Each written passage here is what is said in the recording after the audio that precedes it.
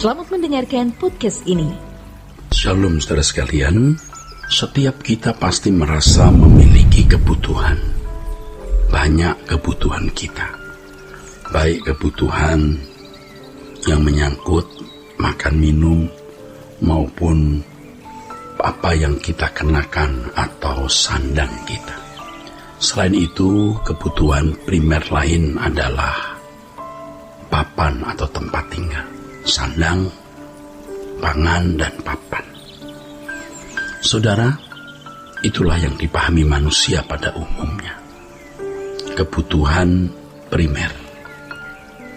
Bagi orang percaya yang belajar kebenaran, ketika kita menghayati bahwa manusia adalah makhluk kekal, maka kebutuhan primer kita menjadi satu.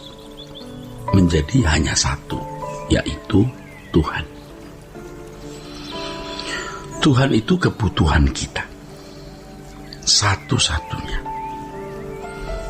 Tentu hal ini tidak bisa dimengerti oleh kebanyakan orang. Hal ini bisa dimengerti dan dihayati oleh orang yang belajar kebenaran firman dan mengerti arti hidup, makna hidup,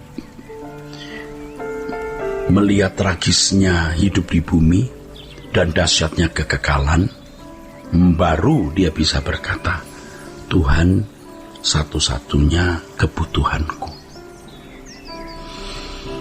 Nah, yang merusak kehidupan iman banyak orang Kristen hari ini adalah ketika gereja mengarahkan jemaat untuk menjadikan Tuhan sebagai jawaban kebutuhan pemenuhan kebutuhan jasmaninya.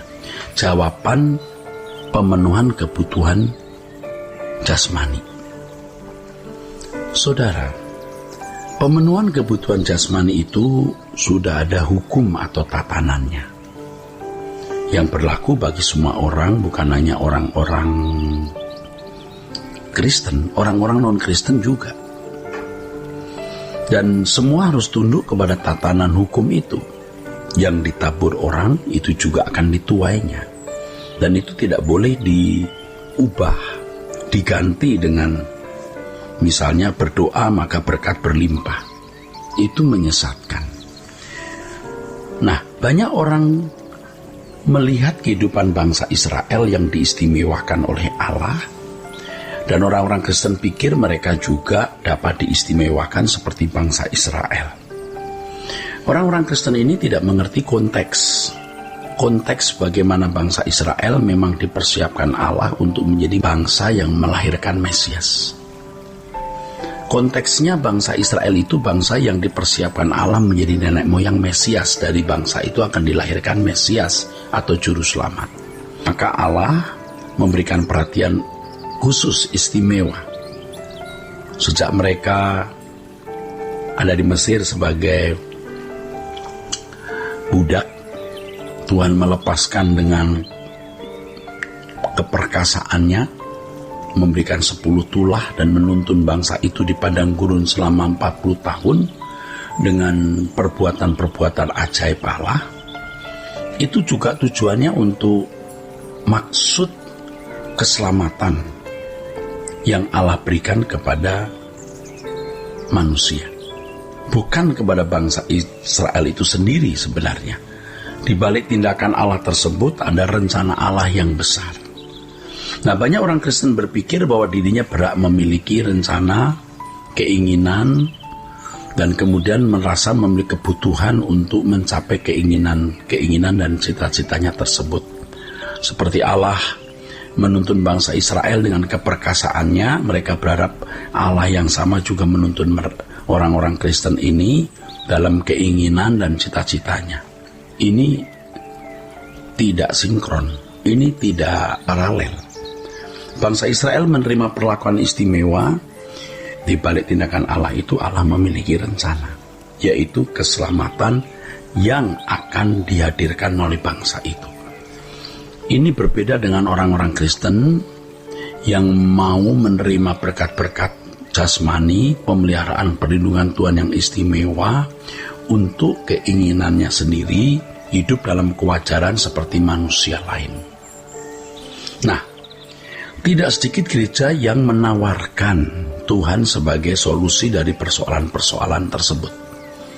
Akhirnya bukan saja membuat orang Kristen tidak tunduk kepada hukum tabur tuai, tidak mengerti realitas hukum yang Tuhan berikan kepada semua manusia, tapi juga bisa merusak etos kerja.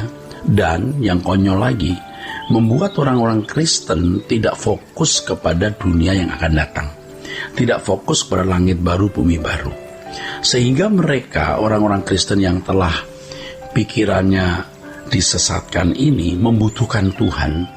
Oleh karena hanya mengisi kebutuhan jiwanya sesuai dengan selera dirinya, selera manusia yang berkodrat dosa, hanya demi supaya memiliki uang, harta, kedudukan, pangkat, kehormatan, dan lain sebagainya.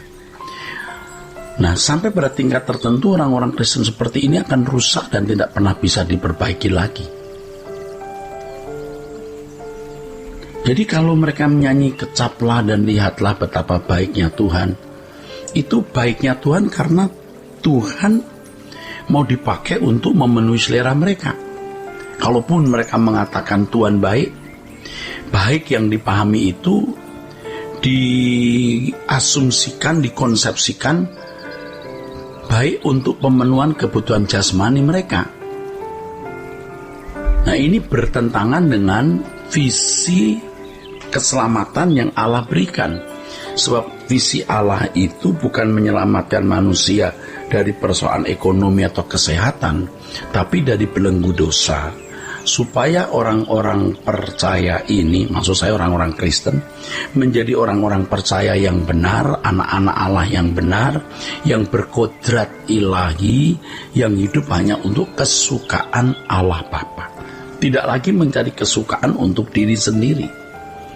Orang Kristen yang tentu mengerti hal ini, menjadikan Tuhan sebagai satu-satunya kebutuhan, bukan karena dia memiliki kebutuhan jasmani, kebutuhan secara harfiah atau kebutuhan materi, tetapi karena ia membutuhkan Tuhan yang menuntun dirinya, mengubah dirinya menjadi manusia yang layak bagi kerajaan surga.